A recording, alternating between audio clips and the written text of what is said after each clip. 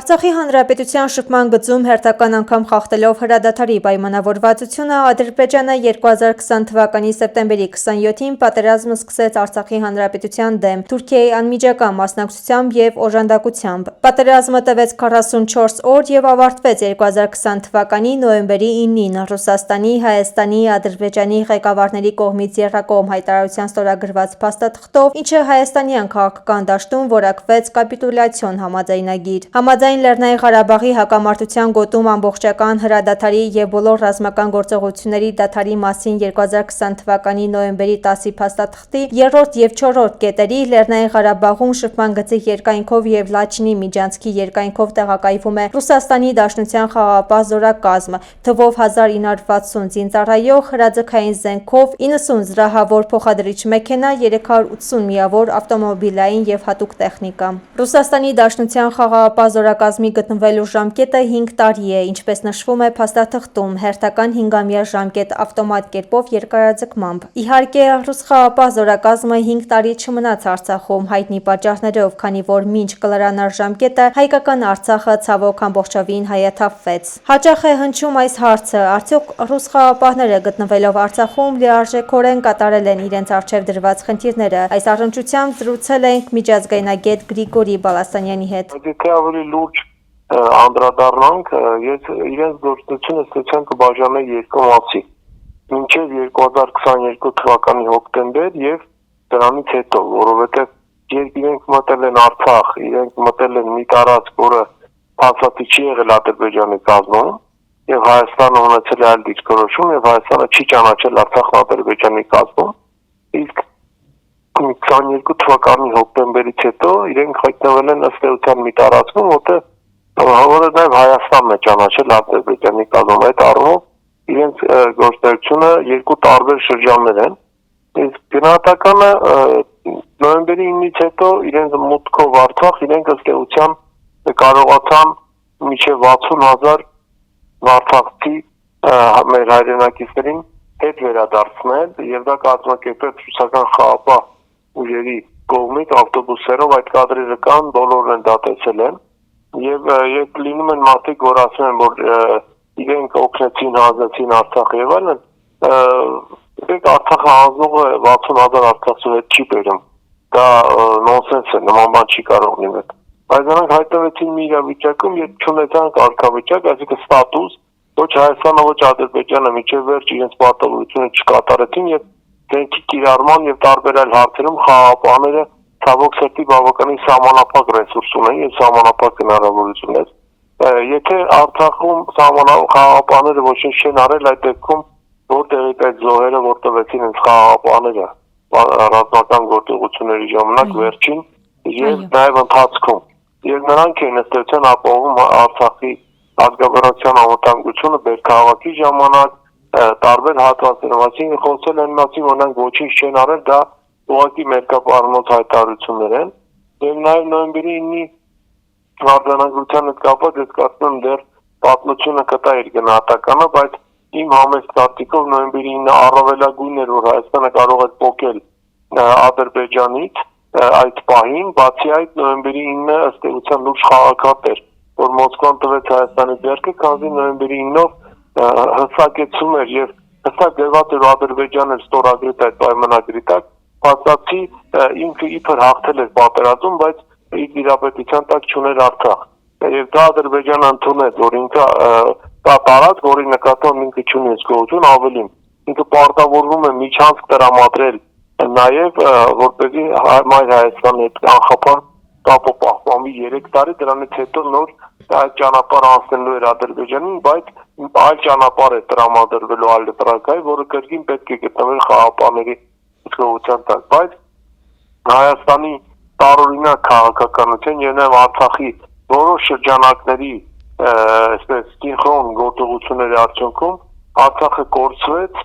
բայց չգիտես ինչու դրա ամբողջ պատասխանատվությունը փորձ է արվում պատել ռուս խաղաղապահների վրա, ինչի ես ընդհանրապես համաձայն չեմ։ Ռուսական խաղապահ զորակազմը վիթխարի դեր է խաղացել սեպտեմբերի 20-ի հրադադարի ձեռքբերման, ապա արցախցիների անվտանգության ապահովման հարցում։ Հիշեցնենք, որ տեղակայվելով Արցախում ռուս խաղապահներն իրենց վերահսկողության տակ առան արդեն իսկ ադրբեջանական գերության մեջ գտնվող հայկական հազարամյա վանքը Դադիվանքը։ Ռուս խաղապահների ուղեկցությամբ էին հայ հոգևորականները այցելում Դադիվանք և իրականացնում հոգևոր ծիսակատարություններ։ Նրանց իսկ ուղեկցությամբ արցախցի մի զույգ կարողացավ մտնել գերեվարված Դադիվանք, որտեղ էլ տեղի ունեցավ նրանց պսակադրությունը։ Ցավոք, դա եղավ վերջինը։ Ռուս խաղապահները շատ արագ հարմարվեցին արցախյան միջավայրին, արցախցու կենցաղին, անցուդարձին, սովորույթներին։ Այս հարցում իհարկե շատ կարևոր դեր ունեցավ արցախցիների ջերմ վերաբերմունքը առ խաղապահները։ Ժողովրդի ու խաղապահների լավ հարաբերություններին նպաստեց նաև արցախցիների ռուսերեն լեզվին բավականին լավ տիրապետելը,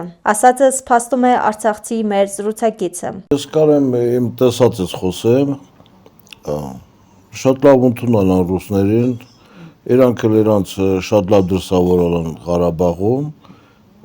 բացի այդ էլ ասենք ղարաբաղցիները շատ ասենք ռուսերեն բառեր օգտագործում են, բանեն դրանից էլ համ սիրվել են ռուսների կողմից, հետո եկա լավ բաներ են տեսել ռուսներից, դեղ ասենք դպրոցներ են գնացել, նվերներ են բաժանել, ասենք են պակաս պռատ վախցնել, ինչ-որ կարողացել են օգնություն են արել, անձամբ ես էլ եմ ռուսների հետ շփվել, ասենք շատ լավ տպավորություն, շատ լավ վերաբերմունքով,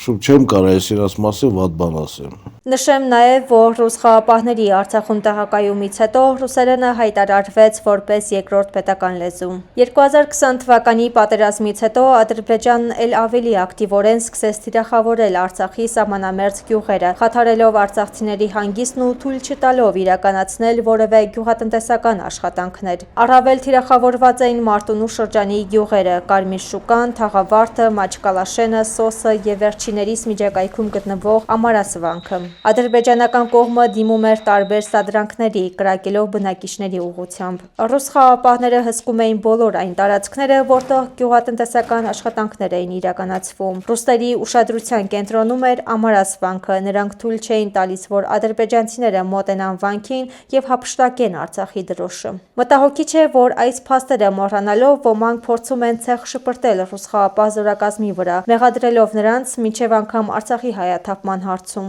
Ի պատասխան այդ մեղադրանքներին արցախցի հասարակական քաղաքական գործիչ Անաստաս Իսրայելյանը ասաց հետևյալը. 20 թվականի պատերազմից հետո մեր կարգավիճակը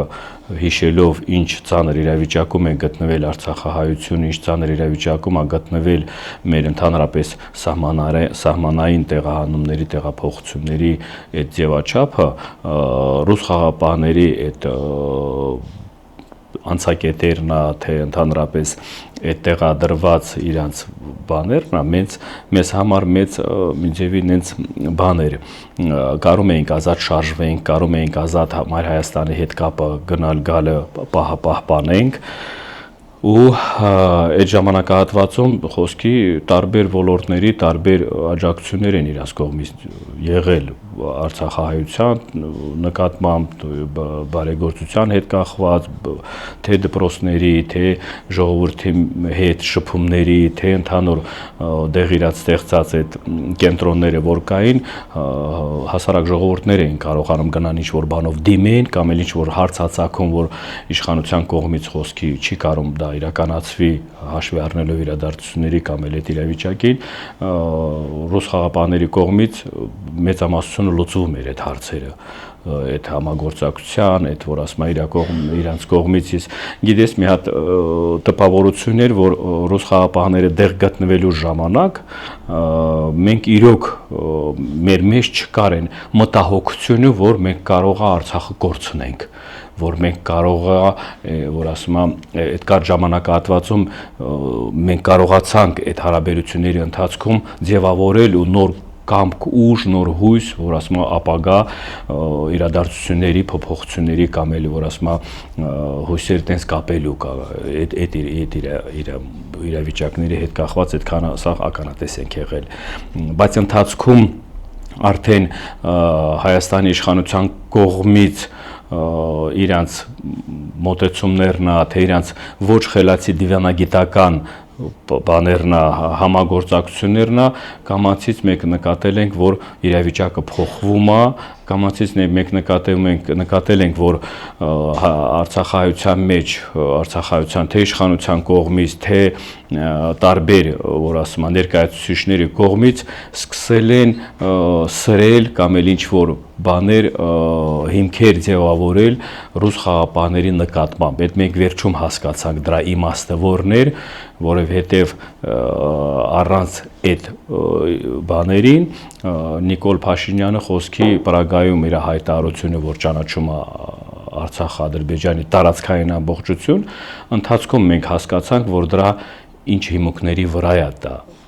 ձևավորվում այդ բաները ռուս խաղապահների նկատմամբ ու ցավալի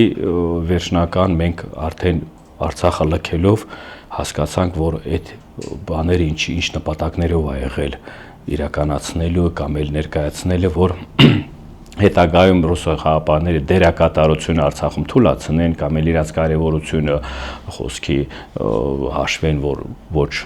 բանա, արդյունավետ է, բայց ես ձեզ մի բան ասեմ, 20 թվականի պատերազմի ընթացքում հենց Նիկոլ Փաշինյանը շատ մեծ ուրախությունով ստորագրել են փաստաթուղթը, որ ռուս խաղապահները գան Արցախ ու այդ պատերազմը կաղնեցնեն ու այդ ընթացքում էլ ինքը կարողանա իրան ժամանակ ունենա, որովհետև ինքը պատմական դավաճանության process է իրականացրել, որ կարողանա հետագայում ժամանակ ունենա, այդ ժամանակա ընթացքում էլ ինքը արդարացնի իր խոսքեությունը, որ իր մեղքով չի եղել, որ ինքը էս մեկ է մյուս, բայց ընթացքում մենք տեսանք, որ ամենամեծ դերակատար, ամենամեծ հանցագործ գործողության, որ ասում է բանը, դերակատարը անձը հենց ինքն է եղել։ Իր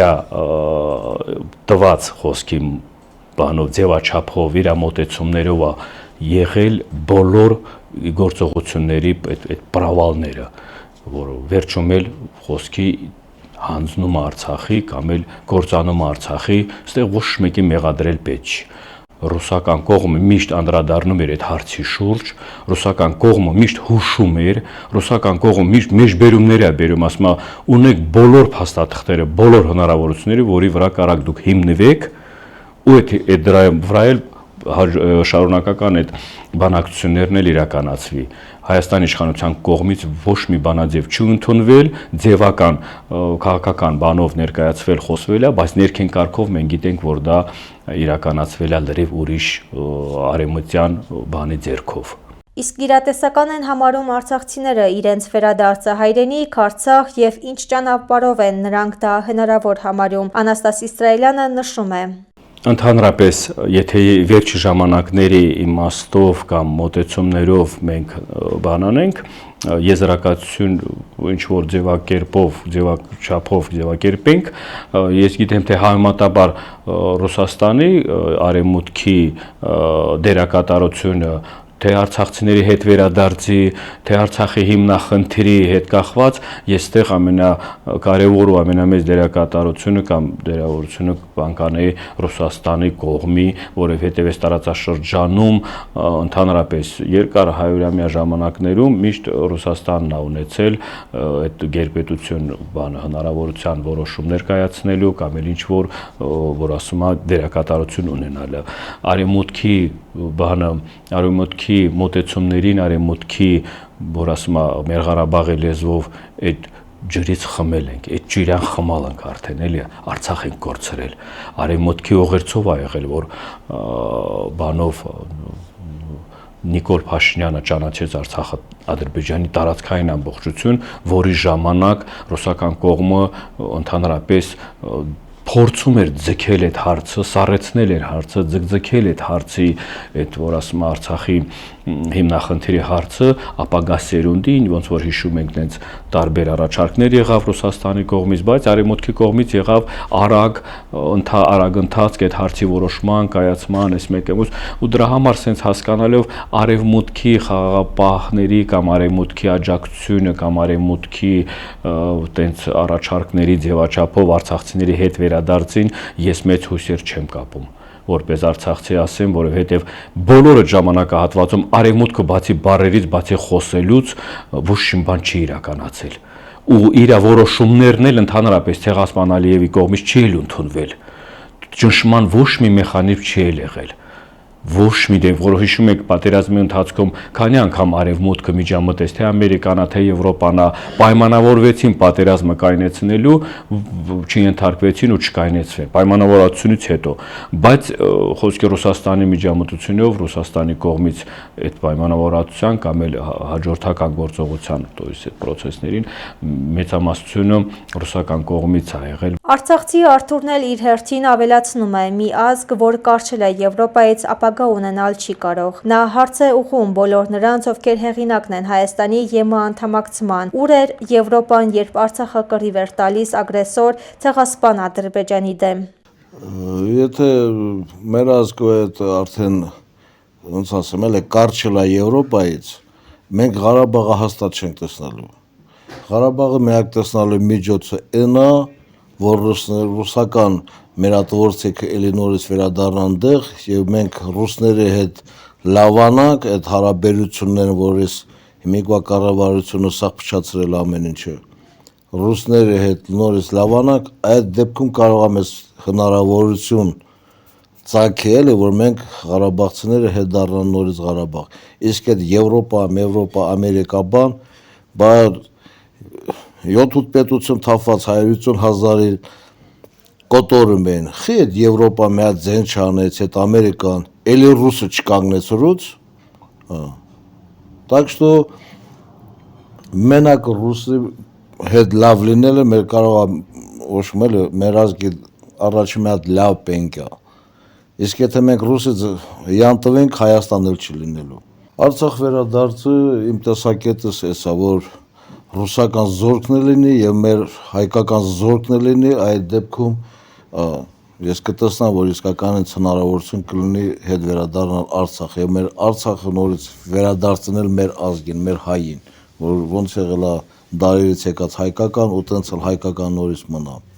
Մի բան հաստատ է, անհեթեթ են բոլոր մեղադրանքները ուղղված ռուս խաղապահներին։ Դարեր ի վեր ռուս եւ հայ ժողովուրդները եղել են միասին, կանգնած կողք կողքի, եւ իզուր չէ հայ եւ ռուս ազգերի միջև բարեկամությունը անվանում ենք եղբայրական։ Իսկ Արցախի կորստի հարցում մինչ Ռուսաստանի Դաշնությանն ու ռուս խաղապահներին մեղադրելը նախ պետք է հիշել, թե ով Պրահայում ստորագրեց Արցախը Ադրբեջանի կազմում ճանաչելու մասին փաստաթուղթն ու հայտարարեց այդ մասին։